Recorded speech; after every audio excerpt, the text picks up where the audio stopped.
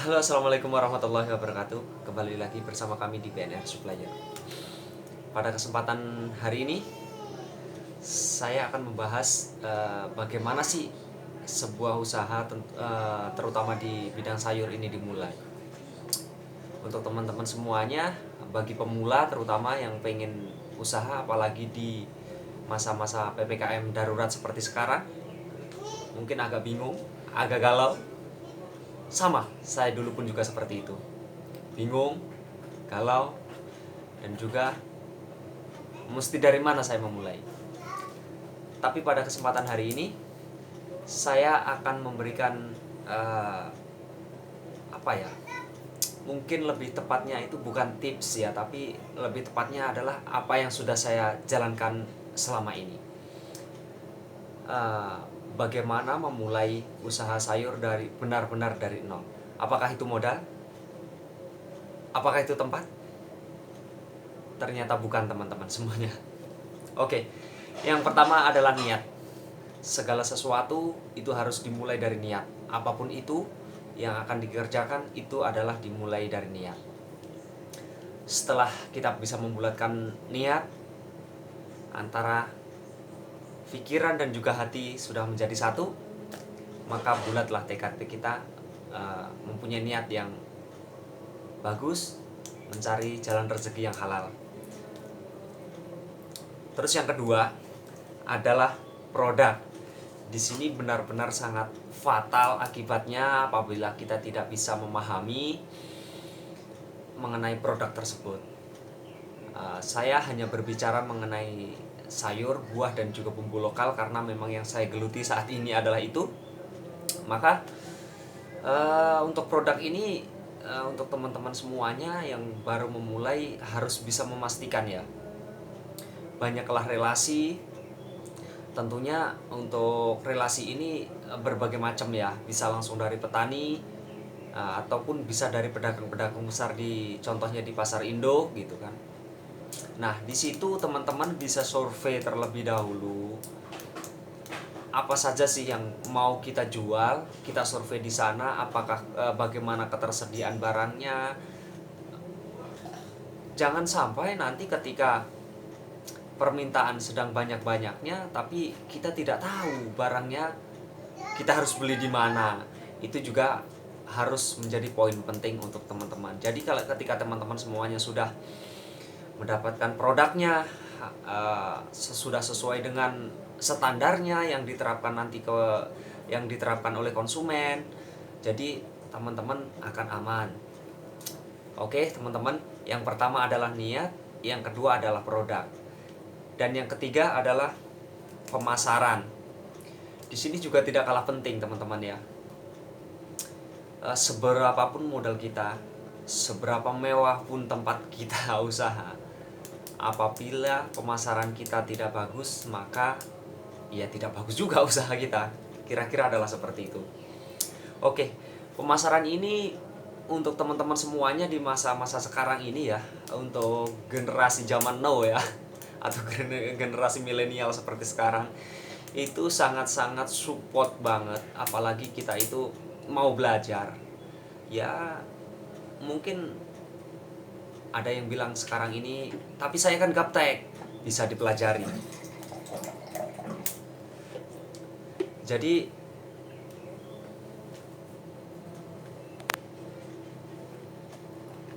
oke, kita lanjut. Yang ketiga adalah pemasaran. Saya ulangi lagi, pemasaran ini berakibat fatal apabila kita itu tidak benar-benar mengetahui siapa sih pembeli kita. Siapa sih yang akan membeli produk kita. Jangan kita punya produk banyak tapi yang beli tidak tahu, ya itu susah juga gitu. Jadi untuk teman-teman semua, pemasaran ini ya sangat-sangat vital apabila kita akan memulai sebuah usaha. Dan sekarang ini kan media sosial sudah banyak, baik itu Facebook, baik itu Instagram, YouTube sekalipun gitu kan. Bisa teman-teman memasarkan produknya di sana, promosi di sana, dan juga ya sangat membantu banget lah. Dan saya sendiri pun bisa dibilang itu adalah 60% customer saya itu berasal dari media sosial. Nah, saya juga tidak akan ngomong seperti ini jika saya tidak melakukan. Oke. Untuk teman-teman tetap semangat ya dalam pemasarannya. Silahkan menggunakan media sosial sebaik mungkin di zaman seperti saat ini, apalagi di masa-masa PPKM darurat seperti sekarang. Banyak pembeli kita yang berbasis online, cobalah beralih. Yang dulunya konvensional berangsur mulai ke online. Konvensional sih tidak salah, tapi perkembangan zaman itu juga penting. Kira-kira seperti itu. Terus yang keempat, apakah itu modal? Yang keempat, belum. Tapi sistem. Oke teman-teman, sistem ini di pemasaran terutama yang saya geluti saat ini, mungkin usaha bidang apa saja ya, itu pada hakikat dan dasarnya itu adalah sama. Sistem ini mungkin ada yang PO-nya terus seperti apa, terus nanti sistem pengantarannya seperti apa, terus sistem pembayarannya seperti apa, terus bagaimana kita mendapatkan produknya itu. Nah, itu harus kita benar-benar pahami betul ya. Terutama yang pertama yang berkaitan dengan produk, artinya kita itu sistem yang pertama adalah keterkaitan dengan produk tersebut adalah bagaimana sih kita mendapatkan produk tersebut. Apakah harus bayar cash, ataupun bisa tempo, ataupun bisa sistem kerjasama yang jelas. Tapi untuk teman-teman semua harus sistem kerjasama yang jelas ya. Kalaupun itu tempo, ya harus dipastikan harus punya komitmen ya. Kira-kira seperti itu. Terus yang kedua adalah sistem PO kita. Orang itu memesan ke kita itu dari jam berapa sampai jam berapa. Ya jangan semaunya juga gitu kan, harus ada aturannya.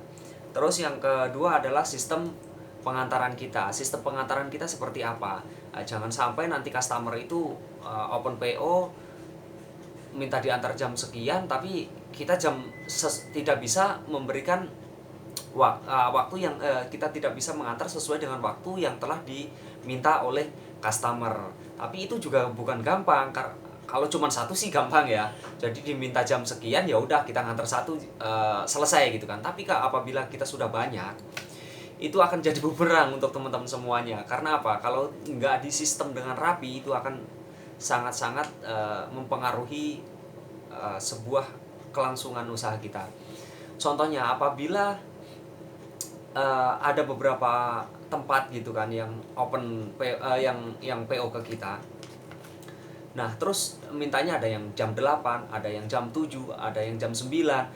Kalau searah itu sangat-sangat mudah. Jadi didahulukan dulu yang pertama yang di jam, contohnya di jam 7, terus yang jam 8 dan juga jam 9, begitupun seterusnya searah. Tapi kalau enggak, berarti kan kita butuh tim yang banyak gitu kan. Sedangkan untungnya belum banyak. Nah, itu harus dipecahkan dengan baik.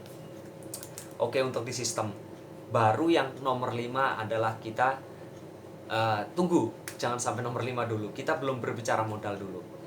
Nah, sistem pembayaran dari customer kita ke kita itu seperti apa? Kalau sayur, terutama supplier sayur seperti yang saya jalankan saat ini kan rata-rata adalah tempo ya. Untuk restoran itu rata-rata membayarnya ke kita tempo. Nah, terus apakah kita bisa tempo juga untuk mendapatkan produk itu mungkin dari petani ataupun dari pedagang besarnya? Ya belum tentu juga. Nah, kalau sudah seperti itu, apabila customer kita membayar kita tempo, sedangkan kita harus mendapatkan barang itu secara cash, maka otomatis kita harus butuh modal. Tapi ada tapinya ini teman-teman. Apabila bisa, artinya kita itu mendapatkan langganan di mana mungkin petaninya kita sudah kerja sama baik dengan petani, dengan pedagang besar, bisa dengan sistem tempo juga, tapi yang komitmen. Nah, itulah keuntungan untuk kita, untuk teman-teman semuanya. Kira-kira seperti itu untuk sistem pembayaran. Nah, baru kita akan berbicara modal. Dimana modal ini memang sangat penting. Akan tetapi masih tahapan nomor 5. Kenapa saya katakan itu?